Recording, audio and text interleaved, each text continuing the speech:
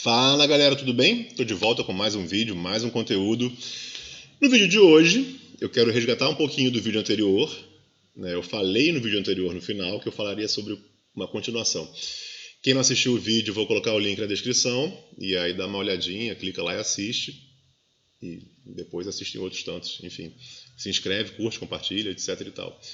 Eu comentei no vídeo anterior da questão de três relatos onde dois deles tiveram um final feliz, né? A menina passou de ano e o rapaz conseguiu manter os trabalhos e novos clientes, mesmo nesse ambiente de Covid-19, né? Enfim, da pandemia. A menina, em relação à escola, foi no passado, no final do ano passado. E um guri também, estudante, ensino médio, onde ele não passou de ano. E nos três casos, o discurso verbalizado traz no seu conteúdo uma clareza de quem foi o responsável pelo resultado. A menina fala, eu estudei bastante. O guri fala, eu trabalhei bastante, o rapaz. E o outro fala que não estudou nada. Só que no rapaz que não estudou nada, ele fala, eu vacilei. E já na menina e o outro rapaz, do trabalho, eles falam um pouco que foi graças a Deus. E aí com o rapaz, né, eu brinquei, tanto com o rapaz quanto ela, eu falei, pô, mas graças a Deus, não foram vocês que estudaram?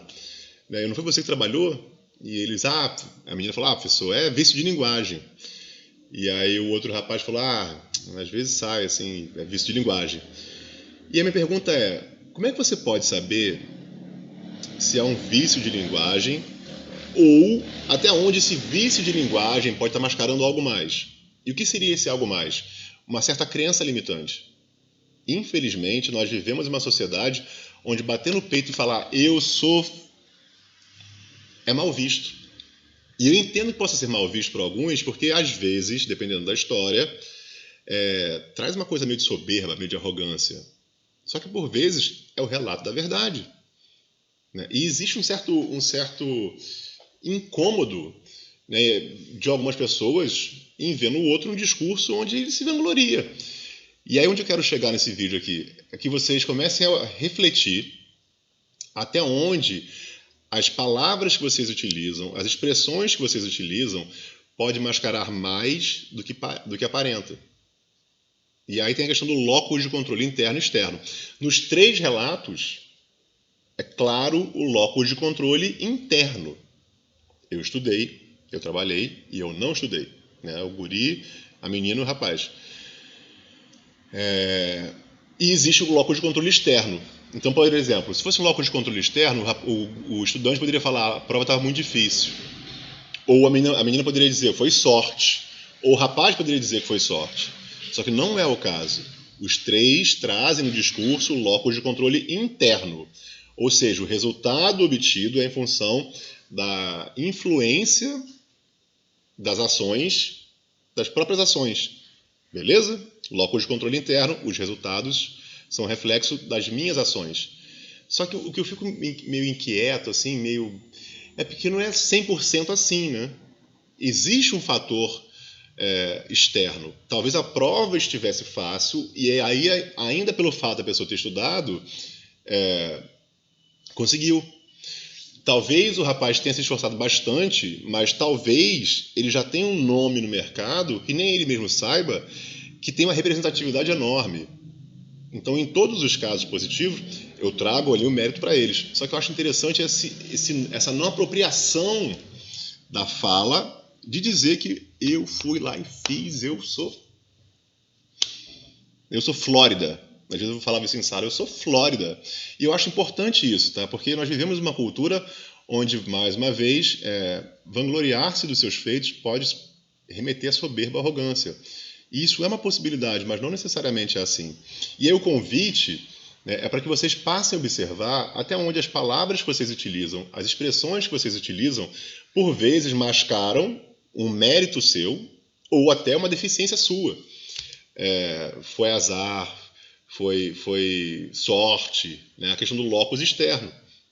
Ou até onde vocês percebem em expressões próprias uma questão da apropriação de uma fala condizente com os fatos. Vamos lá. Fulano me irrita.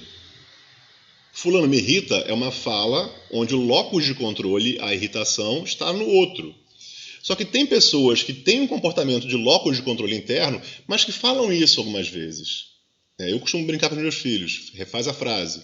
E o mais velho faz um carão, eu me irrito com algo que fulano faz. Mas acho que é interessante isso, porque quanto mais claro nós formos em relação aos fatos, talvez mais claros nós seremos em relação a nós próprios, em relação a uma autoavaliação.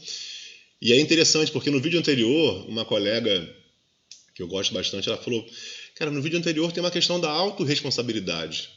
E eu concordo que tem, só que no vídeo anterior eles trazem uma fala de responsabilidade. É só uma questão da cereja do bolo, né? Graças a Deus, que pode ser um vício de linguagem. Mas considerando a nossa cultura, né, e a influência religiosa que existe, eu fico me perguntando qual o mal do sujeito, ela ou ele, que através dos seus comportamentos, dos seus esforços, tem uma certa dificuldade em bater no peito e dizer que eu sou.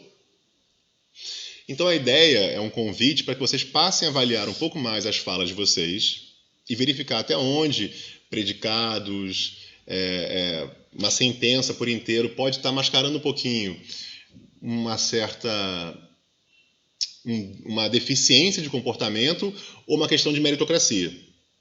Eu tenho cuidado e às vezes peco nas palavras, enfim, tem uma série de questões minhas que eu tenho que melhorar. Mas eu recentemente aceitei um trabalho, tá vendo? Eu aceitei um trabalho, um convite que um colega fez. Eu não queria ficar indo para a rua por conta do contexto e eu me peguei falando assim, não, porque eu tive que pegar um trabalho. E eu não tive que pegar um trabalho. Eu estava numa condição incomodada, eu estava incomodado com a minha condição, numa situação de incômodo. E em função dessa situação, eu escolhi aceitar esse trabalho. Só que quando eu falo que eu escolhi aceitar esse trabalho, a percepção da fala é totalmente diferente do que eu tive que aceitar esse trabalho. E quando eu falo que eu tive que aceitar esse trabalho, parece que não tinha alternativa. E sempre tem alternativa. Ainda que sejam opções terríveis. Mas a alternativa sempre tem.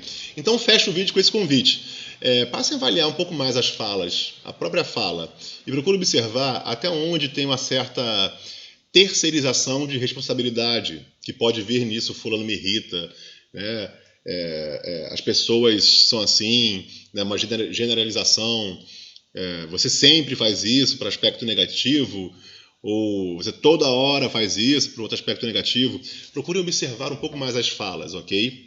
E procure observar até onde ou até qual esfera vocês atribuem a responsabilidade pelo resultado da vida de vocês a questões pessoais, a questões situacionais, circunstanciais, ou a questões mais ainda abstratas, no sentido de sorte, ou sabe-se lá outra coisa.